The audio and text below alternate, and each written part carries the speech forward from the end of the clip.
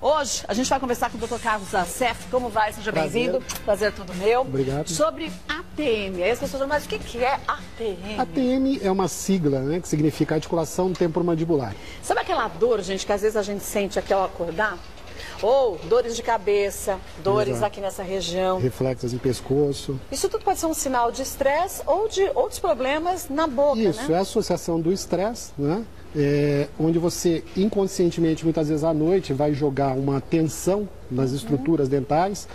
O mais comum seria o ranger dos dentes ou o travamento, e aí, consequentemente, você coloca uma tensão nas estruturas musculares e articulares, o que pode começar a gerar dores por processos inflamatórios, e se isso é feito a médio e longo prazo de uma forma contínua, pode levar a lesões nessa articulação e problemas crônicos, né, que geram dores intensas e que muitas vezes não são muito bem diagnosticadas. A pessoa acha que tem enxaqueca, porque a dor de cabeça é latejante. Exato. Falar em enxaqueca ou então uma má digestão e não se dá conta que a falta de um dente também pode trazer problemas, né? Exato. A gente tem alguns casos de pacientes que às vezes nos procuram em ambulatório, que ele está fazendo tratamento de enxaqueca há muito tempo, à base de medicamentos. E houve uma melhora do sintoma, obviamente, porque o medicamento acaba mascarando um pouco o sintoma, mas você não trata a causa e vem um componente tensional. Às vezes você detecta que esse paciente ele tem o hábito de travar ou ranger os dentes à noite, e quando você coloca uma placa nesse paciente, ou você trata isso através do acompanhamento com um neurologista para diminuir o estresse, a tensão desse paciente, principalmente à noite, durante o sono,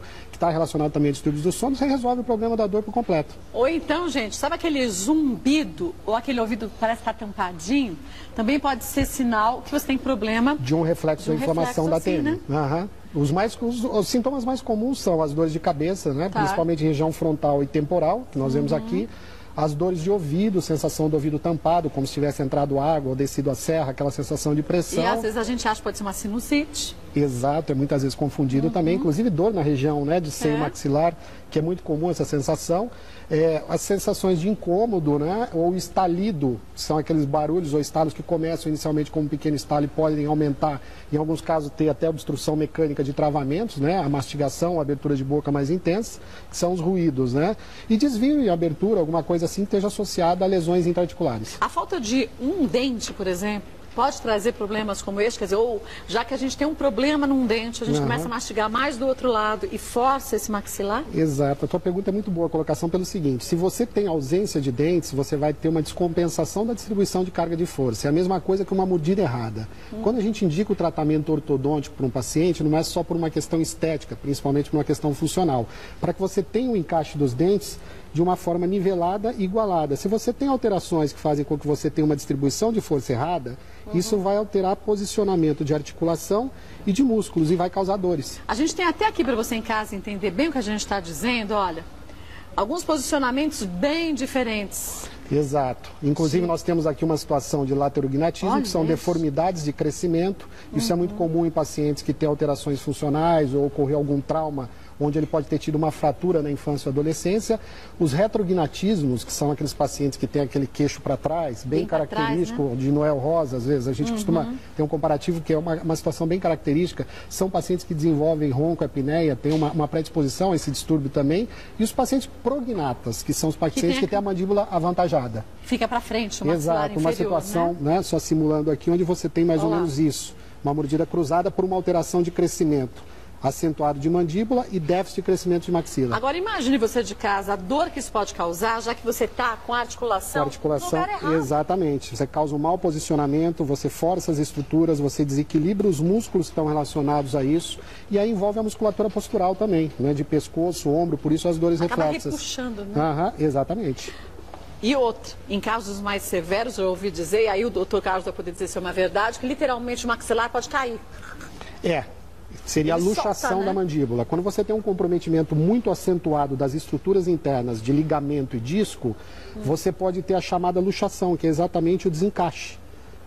Olá. Ela sai da cavidade e tem um travamento. como uma luxação de ombro, né? aí, Um deslocamento. só indo para o médico para fazer uma redução manual, dificilmente o paciente consegue colocar isso sozinho, né? Na maioria das situações ele corre pronto-socorro, nós somos solicitados para que faça a redução. Isso normalmente acontece quando há um comprometimento muito grande e já é um caso cirúrgico também, né? Você não tem como corrigir isso, a não ser com alterações de trabalhos de fisioterapia, fortalecimento muscular, mas é muito difícil. O paciente normalmente ele fica muito limitado. Qualquer situação onde ele vai abrir a boca um pouco mais, ele acaba luxando.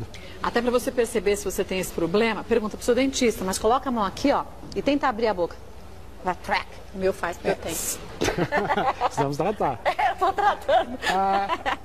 E assim, o grande problema é o seguinte, é interessante você colocar isso, porque às vezes as pessoas convivem com um pequeno estalo, e enquanto tudo bem, e se né? não tem dor, está tudo bem. E esse é o primeiro indício de que alguma coisa está alterada ou que ele tem uma alteração funcional. Quando ele nos procura nesse primeiro estágio, fica muito mais fácil tratar. Hoje a gente trata 95% dos pacientes clinicamente, 5% são incidências cirúrgicas de pacientes que não têm mais como regredir ou reverter isso através de um tratamento clínico. O que pode levar muito tempo até, né? Exatamente. Para chegar a uma situação como essa. Exatamente. Temos uma dúvida de telespectador, vamos ver quem é.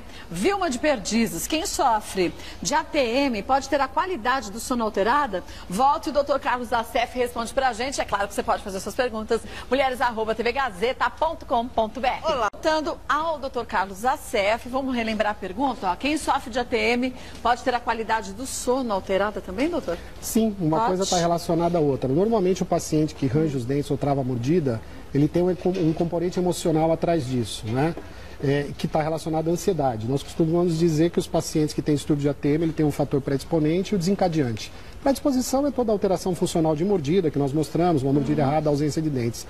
Associado ao fator desencadeante, que é a ansiedade ou estresse, onde ele intensifica uma força, e para você ter uma ideia, nós temos uma incidência de carga de força de 80 a 120 quilos na mandíbula distribuída em 20, é muita coisa. Mas não usamos um terço dela no dia a dia. Só que inconscientemente à noite, quando você dorme, você coloca essa força, esse travamento ou ranger de uma forma muito intensa. O fato é que você fratura dentes, próteses e tal, e aí, consequentemente, você acaba gerando esses problemas.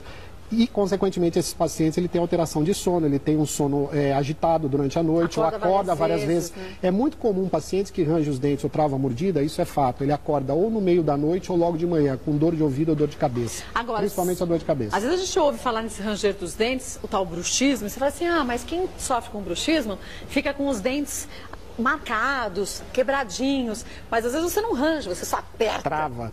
Uma característica, interessante a sua colocação, uma característica interessante de quem trava é você ter a marca dos dentes no contorno da língua. Uhum. Você tira a língua por fora, você vê aquele contorno, porque no travamento você comprime a língua contra os dentes e fica aquela marca ondulada certinho dos dentes, tal. Isso é um indício de que ele pode estar travando. E começa a reparar quando você está nervosa, se você durante o dia não ficar assim, ó.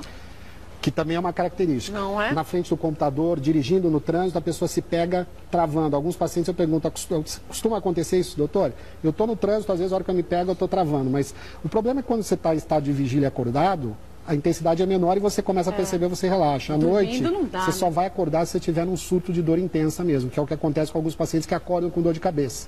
E aquela dor, gente, que não é fraquinha, não. É intensa, dói muito. Vamos para mais uma pergunta, vamos ver de quem é, ó. Nair do Parque São Domingos. Meu neto tem apenas 6 anos e já arranja os dentes. Criança pode sofrer de ATM, doutor? Pode, infelizmente. Pode, tadinha. Eu tenho atendido um consultório, no ambulatório do hospital onde a gente atende distúrbios de ATM, pacientes a partir de 4 anos de idade. Mas muito pequenininho. Coisa que não tinha 10 anos atrás. Isso está relacionado ao estilo de vida que a gente leva hoje. Esse estilo As crianças são mais ansiosas e estressadas hoje do que eram antigamente. Mas são muito mais cobradas do que a Exatamente. gente foi. A gente teve infância. Eu costumo dizer que não tem infância? Eu costumo dizer que a minha ansiedade quando eu era pequeno é saber se não ia chover no dia seguinte para poder soltar pipa e jogar bola. Hoje em dia a cobrança é muito grande, né? Eu acho que os meios de comunicação, também as informações que a criança tem à frente, o computador e na televisão, isso gera muita ansiedade. Então o que eu tenho pego é crianças, pais que chegam com crianças de 4 anos de idade rangendo os dentes. Não há muito o que fazer a não ser encaminhamento para um psicólogo ou tratar a questão da ansiedade, que é básico, porque isso vai trazer problemas de crescimento, de formação, déficit de atenção na escola, algumas coisas assim. Ou muitos pais também ficarem atentos para ver se você não está sobrecarregando a agenda do seu filho. Exato. Tem gente que põe criança em tanta atividade que parece que vai participar da meia maratona daqui 3 meses, não, gente. Praticamente 100% dos casos a culpa vem dos pais, não do filho. A criança sofre uma consequência daquilo que ele vive, né, no ambiente. E depois se torna um adolescente que vai tentar usar essa época para ser criança e fica meio deslocado, né? Exatamente. Então, a cobrança, gente, é importante, mas a gente também tem que ter uma medida. E se você percebe que teu filho começa cedo desse jeito com um problema assim, imagina com o passar dos anos. No futuro ele vai desenvolver problemas mais sérios. E na criança você não pode colocar dispositivos que são placas, você não pode fazer nada. Você tem que tratar a questão da ansiedade, que é o foco. Se ele persiste, fatalmente na frente, ele vai ter problemas maiores, ele vai ser um adolescente já com dores na articulação, com problemas de estrutura funcional interna e tal. Então é um pouco complexo isso. E o que dá para evitar, né? Exato. Vamos ver mais uma pergunta? Vamos ver de quem é? Da Cleide, do Jardim da Saúde. Meu marido diz que tem o hábito de ranger os dentes quando estou dormindo. Percebo que meus dentes estão diminuindo de tamanho. O que devo fazer? Basicamente, né, tratar a questão, como a gente acabou de dizer, da ansiedade. Se você tem um distúrbio de sono, se você dorme mal, tratar o foco da questão. Não adianta a gente ficar tratando efeitos e não trata a causa. Mas, como forma preventiva, o uso da placa noturna, uma placa acrílica para bruxismo. Ela protege o desgaste dos dentes, já que você vai atritar sobre essa placa, e dá uma liberdade de movimento que diminui a intensidade na articulação e nos músculos. Então, consequentemente, vai melhorar a dor também. Não resolve nada, é uma muleta, mas é um dispositivo que ajuda pelo menos até que você consiga melhorar a sua questão emocional. Uma vez que você já tem esse estalar, que você já tem essas dores, e tem gente que tem dores constantes na musculatura facial, nem pega tanto a cabeça, mas mais facial. Tem como reverter ou passa a ser uma doença crônica? Não tem como reverter. Sempre que você diagnostica a causa, eu sempre digo que a dor é como uma luzinha vermelha que acende no painel do carro. Existe alguma coisa que está funcionalmente errada ali. Se você diagnostica o problema, vai lá e elimina, aquela luz se apaga. O que você precisa é diagnosticar o problema, que é como eu falei, é lógico que quando um paciente vem diretamente a nós, com problemas de distúrbio de ATM e uma dor crônica, né, de cabeça, eu sempre encaminho para que ele faça uma avaliação neurológica com o neurologista para descartar outros problemas. Né? Quando o paciente vem do neurologista e do otorrino, eu já tenho 90% de diagnóstico feito. Mas assim, entra um trabalho multidisciplinar e muitas vezes com um trabalho de fisioterapia, fonoterapia para atividade muscular, motricidade, a gente consegue resolver muito a qualidade de vida desse paciente, mesmo que a gente não consiga eliminar o distúrbio da ansiedade ou travamento ou ranger dos dentes. Né? Mas existe tratamento, a gente trata efetivamente isso clinicamente e consegue resolver em alguns casos 100%, aliás, a maioria dos casos. Né? Só casos mais crônicos, pacientes que têm problemas psiquiátricos maiores, pacientes que têm distúrbios neurológicos, que sofreram um AVC, alguma coisa assim, é mais complicado. Vamos para a última pergunta, vamos ver de quem é? Da Cláudia de Pirituba. Há mais de 10 anos sinto dores terríveis quando bocejo. Quando abro a boca, ouço estalos e dor. Devo me preocupar ou isso é normal? Acho que sim, é claro que não é normal. Normal não é, Cláudia. Procure imediatamente um cirurgião bucomaxilofacial, um especialista na área de ATM. Até quando você abre a boca para bocejar, força bastante e se dói é sinal que a situação já não está tão boa assim, Você está distendendo estruturas, ligamento, o estalo é uma evidência. A gente tem na articulação, na ATM, uma cartilagem, igual o menisco do joelho, um disco articular, é um menisco. Esse menisco ele pode tanto luxar e deslocar como o menisco do joelho, como pode ter perfurações e lesões. Quando você tem essa luxação, é exatamente porque esse menisco saiu da cabeça e você começa a ter atrito dos ossos, exposição de terminações nervosas, você começa a ter as dores. A função da cirurgia é exatamente a gente recuperar essa estrutura funcionalmente, recolocar esse disco no lugar para reabilitar funcionalmente uma estrutura lesionada, assim como uma lesão de joelho. Mas quando a gente fala em cirurgias assim, as pessoas logo imaginam, nossa, você vai cortar por fora a cirurgia? Sempre. É terrível. Até 15, 20 anos atrás, fazíamos incisões grandes, a técnica era muito mais primitiva do que é hoje. Hoje a gente tem técnicas extremamente avançadas, né? Para você ter uma ideia, a gente faz cirurgias hoje de ATM, onde a incisão ela não deixa cicatriz, ela é no contorno interno da orelha intraarticular, mais ou menos de 1 a 2 centímetros. O paciente interno ele tem alta no mesmo dia, 8 horas pós-cirúrgica, sai abrindo a boca, é lógico, uma restrição de dieta mais leve na primeira semana, mas dependendo da atividade de trabalho, onde ele não faça esforço físico, ele pode trabalhar já 24 horas depois e não requer um pós-operatório doloroso, nem sacrificante, demorado, né? nem demorado. Né? Nós fazemos em âmbito hospitalar, com anestesia geral, mas mesmo para que ele submeta isso, nós pedimos todos os exames pré-operatórios e tudo mais. Alguns pacientes às vezes perguntam, tem risco a cirurgia? Eu sempre respondo mesmo de atravessar a rua sem olhar quando você sai daqui. Gente, viver é um risco. É um risco, exato. E a gente quer continuar vivendo. E a gente minimiza isso com os exames pré-operatórios, se o paciente está apto a isso, como qualquer cirurgia.